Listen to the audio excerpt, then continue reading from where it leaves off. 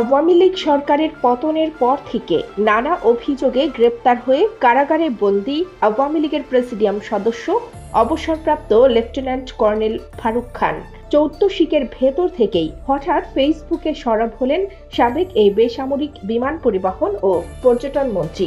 নিজের verified Facebook page থেকে দেওয়া এক স্ট্যাটাসে শেখ হাসিনার প্রতি ক্ষোভ ছাড়লেন। মুহূর্তেই ভাইরাল হয়ে যায় সেই পোস্ট। সোমবার সন্ধ্যায় আপলোড করা ওই পোস্টে আওয়ামী লীগের রাজনীতি নিয়ে ফারুক খান বলেন, অনেক চেষ্টা করে অনলাইনে এসেছি। জেলের চার দেয়াল আমাদের নিজ সত্তার সামনে দাঁড়া করায়। অনেক কিছু বলতে চাই, কিন্তু এখন সবই বলতে পারছি না। এতটুকুই বলবো, শেখ হাসিনাকে নেত্রী মেনেছিলাম, কিন্তু আজকে তার হঠকারিতার জন্যই আমাদের দলের এই পরিণতি। দলের নেতৃত্বে পরিবর্তন এবং সর্বস্তরে শুদ্ধি অভিযান ব্যতীত কোনো ধরনের রাজনীতিতে ফেরা উচিত হবে না। শেখ হাসিনার আওয়ামী লীগ আর চাই না, বঙ্গবন্ধুর আওয়ামী লীগ ফেরত চাই। জয় বাংলা, জয় বঙ্গবন্ধু। ফারুক খানের ফেসবুক অ্যাকাউন্টের এই স্ট্যাটাস নিয়ে নানামুখী আলোচনা চলছে, যদিও ফেসবুক পেজটি আবারও ডিসেবল করে দেওয়া হয়েছে বলে ধারণা করা হচ্ছে। স্ট্যাটাসের পর অ্যাকাউন্টটি আর খুঁজে পাওয়া যাচ্ছে না। তবে ফারুক খানের এই বিস্ফোরক মন্তব্যের কারণে প্রশ্ন উঠেছে, কারাগারে মোবাইল ফোন ও ইন্টারনেট কিভাবে পেলেন সাবেক মন্ত্রী, নাকি তার ভেরিফাইড ফেসবুক আইডি অন্য কারো নিয়ন্ত্রণে? এ নিয়ে ঢাকার কেরানীগঞ্জ কেন্দ্রীয় কারাগার কর্তৃপক্ষ সোমবার রাতেই একটি সংবাদ বিজ্ঞপ্তি পাঠিয়েছে। এতে কারা অধিদপ্তরের উন্নয়ন বিভাগের সহকারী কারা মহাপরিদর্শক সই করেছেন।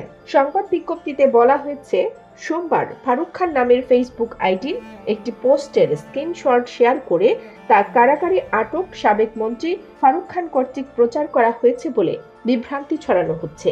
কারা কর্তৃপক্ষ বিষয়টি নিশ্চিত করছে যে কারাগার থেকে এ ধরনের প্রচার বা ফেসবুক চালানো সম্ভব নয়। এতে আরও বলা হয়, ফারুক খান বর্তমানে ঢাকা কেন্দ্রীয় কারাগার কেরানীগঞ্জে আটক আছেন। কারাগারে আটক কোনো বন্দীর পক্ষে মোবাইল ফোন ব্যবহারের সুযোগ নেই।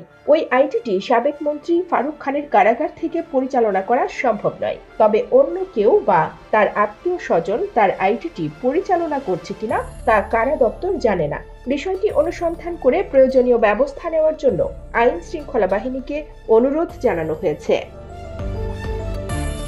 গত 14 অক্টোবর গভীর রাতে রাজধানীর ক্যান্টনমেন্ট এলাকা থেকে আওয়ামী লীগের সভাপতিমণ্ডলীর এই সদস্যকে গ্রেফতার করে র্যাব। পরে ফারুক খানকে ঢাকা মহানগর গোয়েন্দা পুলিশের কাছে হস্তান্তর করা হয়।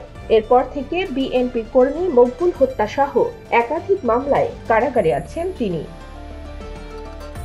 ফারুক খানের ফেসবুক ব্যবহার নিয়ে ঢাকা বিভাগীয় কারা উপমহাপরিদর্শক জাহাঙ্গীর কবির বলেন, কারাগারে বন্দীর ব্যক্তিগত ফোন ব্যবহারের কোনো সুযোগ নেই। সুতরাং কারাগারে বসে তার ফেসবুক চালানোর প্রশ্নই আসে না। কারাগারে বসে ফেসবুক চালানোর তথ্য সঠিক নয়। কানিস ফাতেমা, নিপা, খবর সংযোগ।